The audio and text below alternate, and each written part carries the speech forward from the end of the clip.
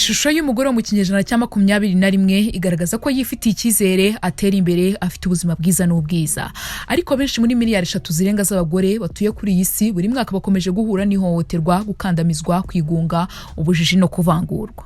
Ibihugu byinshi hano kuri isi byibasiwe n'ihohoterwa rikorerwa abagore. Ubuhinde buza ku isonga mu bihugu bibi ku isi ku bagore mu bushakashatsi bwakozwe na Fondation ya Thomas Reuters. Dore urutonde rw'ibihugu 10 bibi cyane ku isi ku bagore muri uyu mwaka wa 2021.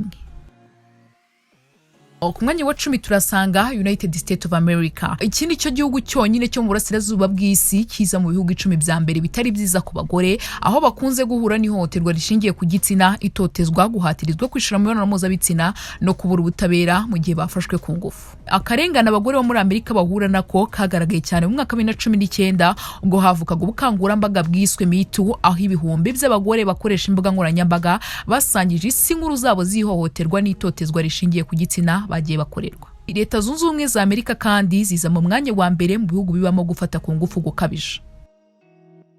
Ku mwanya wa 9 haza igihugu cya Nigeria, aho imiryango iharanira uburenganzira bwa muntu ishinja igisirikare cy'iki gihugu icarubozo, gufata ku ngufu n'ubwicanyi bwibasira abasivile mu ntambara, kurwanya Boko Haram imaze imyaka 9.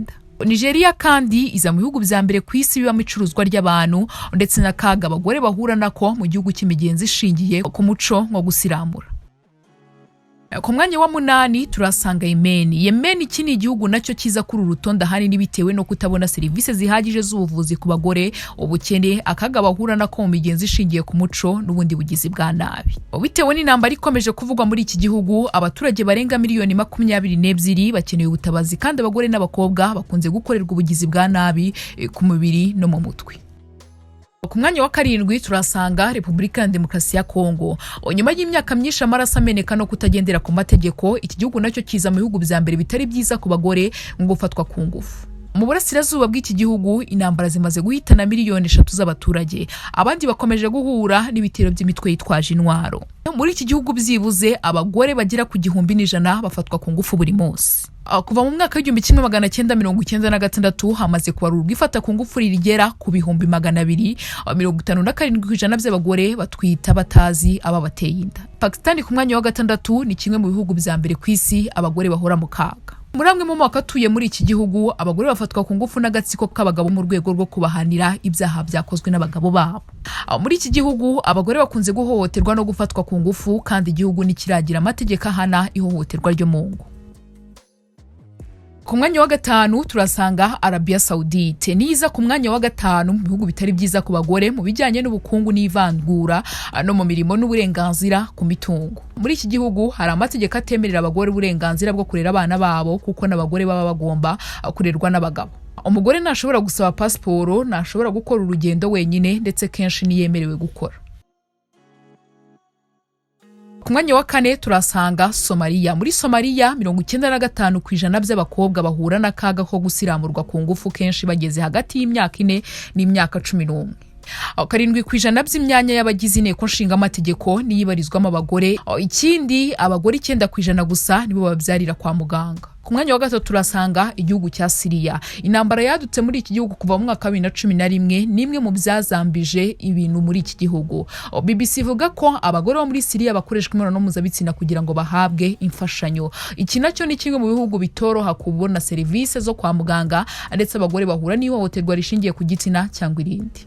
Maria Al-Abdel, umuyobozi w'umuryango Women Now for Development, avuga ko ihohoterwa rishingiye ku gitsina rikorwa n'ingabo za guverinoma. Ihohoterwa ryo mu ngo no gushyingira abana bigenda byiyongera kandi kabagore bakomeje gupfa babyara. Ku mwanya wa 2 kuri urutonde rwacu turasanga Afghanistan. Muri Afghanistan ihohoterwa rishingiye ku gitsina ni ikintu kimenyerewe, aho abagore 80% batagera mu ishuri kandi abenshi bapfa babyara. Ikizere cyo kubaho ku bagore ni kirenga imyaka 45 mu gihe abagabo babarusha umwaka umwe. Muri iki gihugu abakorerwa ihohoterwa ryo gufatwa ku ngufu kenshi amategeko abahatira kubana n'ababafasha. Kimwe mu cya 2 kirenga cy'abageni bashyingirwa muri iki gihugu baba ari abana b'abakobwa bari munsi y'imyaka 16 kandi umugore umwe apfa byara buri minota 30. 85% by'abagore muri Afghanistan babyara na muganga wabyigiye ubitayeho. Uru rutonde rw'ibihugu bya mbere bitari byiza ku bagore n'abakobwa. Ku mwanya wa mbere turasanga igihugu cy'Ubuhinde. Igihugu cy'Ubuhinde nicyo kiza ku mwanya wa mbere mu bihugu bibi ku bagore ku isi bitewe n'ihohoterwa rishingiye ku gitsina bakorerwa n'imirimo ya gahato nk'uko byagaragajwe n'ubushakashatsi bwa Thomas Reuters Foundation.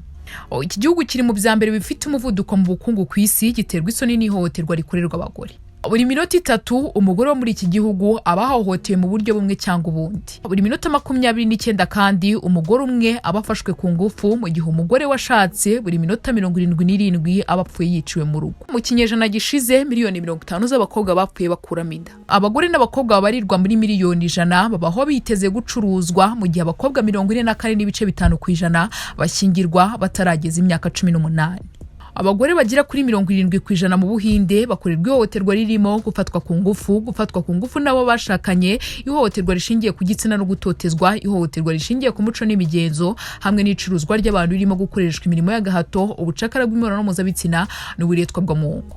Ngayo nguko rero ngibyo ibihugu 10 bya mbere kuri iyi si bitari byiza ku bagore habe na gato, ndetse abagore baho barababazwa cyane kugeza naho wagira ngo nago baba bazi ko ari ikiremwa muntu. Buri minota 3 mu Buhinde ho umugore umwe muri iki gihugu abahohotewe, no kuvuga ngo mu masaha 28 urumva abagore bose babahohotewe muri iki gihugu. Iyi ari Story House, ngena Lidiane Mahirwe, kanda subscribe tuye dukomeza kubana umunsi ku munsi. Imana ikomeze kubarinda cyane.